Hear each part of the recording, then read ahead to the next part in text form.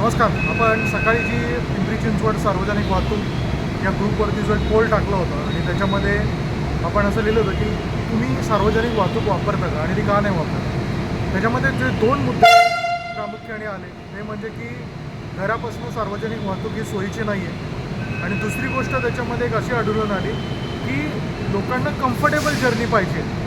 आता जी लोक एक्झिक्युटिव्ह पोस्टवरती आहेत, एखाद्या कंपनीमध्ये चांगल्या हुद्द्यावर आहेत, ते पब्लिक ट्रान्सपोर्टमधनं धक्के खाऊन का जातील. आणि दुसरी गोष्ट आहे की ते स्वतःची गाडी घेऊन जातात आणि जवळपास पेट्रोल आणि डिझेलवरती रोजचा 400 ते 500 रुपयाचा खर्च केला जातो. त्याच्यामध्ये जर PMPLनी किंवा ज्या काही शहरातल्या ट्रान्सपोर्ट सिस्टम्स असतील त्यांनी जर काही एक्झिक्युटिव्ह कोच बसेस जे तुम्हाला व्हिडिओच्या खाली पोस्ट केलेल्या फोटोजमध्ये पण दिसेल, अशा जर एक्झिक्युटिव्ह कॅप्टन्सी कोच डिझाईन केल्या आणि त्याच्यामध्ये ऑब्व्हियसली वायफाय असेल, तुम्हाला लॅपटॉप ठेवायला जागा असेल, लोकांचा हा ऑफिसला जातानाचा देखील जो तास अर्धा तास असेल तो कुठेतरी वाचेल आणि त्या माध्यमातून लोकांचं पब्लिक ट्रान्सपोर्टकडे एक कल वाढेल. जे एक्झिक्युटिव्ह लोक आहेत आणि याचं तिकीट 100 रुपये जरी असेल तरी मला नाही वाटत की कोणी वेगळ्याच ऑफिसला जायला 100 रुपये, यायला 100 रुपये, 200 रुपयामध्ये कम्फर्टेबली एक्झिक्युटिव्हली तुम्हाला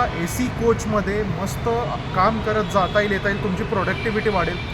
दुसरी गोष्ट याच्यामध्ये आहे की घरापासून लोकांना जी कनेक्टिव्हिटीचा प्रॉब्लेम आहे तो म्हणजे आपलं मेट्रो असू दे किंवा PMPLच्या BRT बसेस असू देत, ह्याच्यामध्ये फीडर लाईनचा खूप मोठा प्रॉब्लेम आहे. तर त्यामुळं याच एजन्सीजनी जर मेजर मोठ्या चौकांमधून जर या टर्मिनल्सवरती जर याच्यामध्ये फीडर लाईन्स किंवा त्यांच्या जर शटल्स ठेवल्या तर 100% लोकांचा हा कल आहे हा पब्लिक ट्रान्सपोर्टकडे वाढेल.